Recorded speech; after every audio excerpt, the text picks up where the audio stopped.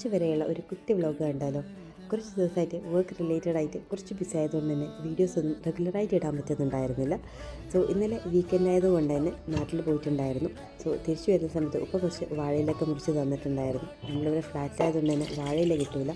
അതുകൊണ്ടത് നല്ല രീതിയിൽ വാഷ് ചെയ്ത് ഉണക്കി ഞാൻ ഫ്രിഡ്ജിൽ സൂക്ഷിക്കും. പിന്നെ കുറച്ച് നെല്ലിക്കയും തന്നിട്ടുണ്ടായിരുന്നു. 3 നെല്ലിക്ക ഭയങ്കര ഇഷ്ടമാണ്.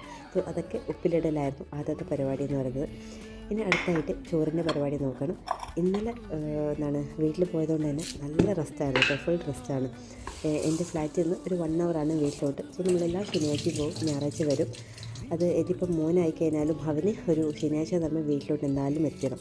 അപ്പോൾ നമ്മളെ സംബന്ധിച്ചും നമുക്ക് ആകെ കിട്ടുന്നൊരു റെസ്റ്റ് എന്ന് പറയുന്നത് നമ്മൾ വീട്ടിൽ ചെല്ലുന്നവരാണല്ലോ. അവിടെ എത്തിക്കഴിഞ്ഞാൽ പിന്നെ ഒന്നും ചിന്തിക്കേണ്ട. ആ ഒരു ദിവസം എന്ന് പറയുന്നത് ഉപ്പയും കൂടി എല്ലാം അവരെ മാനേജ് ചെയ്തോളാം. നമ്മുടെ പേരൻസിനൊക്കെ പഠിച്ചവന് നല്ല ദീർഘായുസ്സും ആരോഗ്യം നൽകട്ടെ. അപ്പം എൻ്റെ ചോറിൻ്റെ പരിപാടി ഇവിടെ നല്ല രീതിയിൽ നടക്കുന്നുണ്ട്. സാമ്പാർ സൈഡിലോട്ട് വെച്ചു, വറവാക്കിയിട്ടുണ്ട്. ഇനി അടുത്തത് നമ്മൾ മാരിനേറ്റ് ചെയ്ത ഫിഷ് ഫ്രൈ ചെയ്യാൻ വെച്ചിട്ടുണ്ട്. പിന്നെ തൈര് ഇവിടെ ഞാൻ വാങ്ങാറില്ല കേട്ടോ, നമ്മൾ ആക്കലിനെയാണ് ഇവിടെ പതിവ്.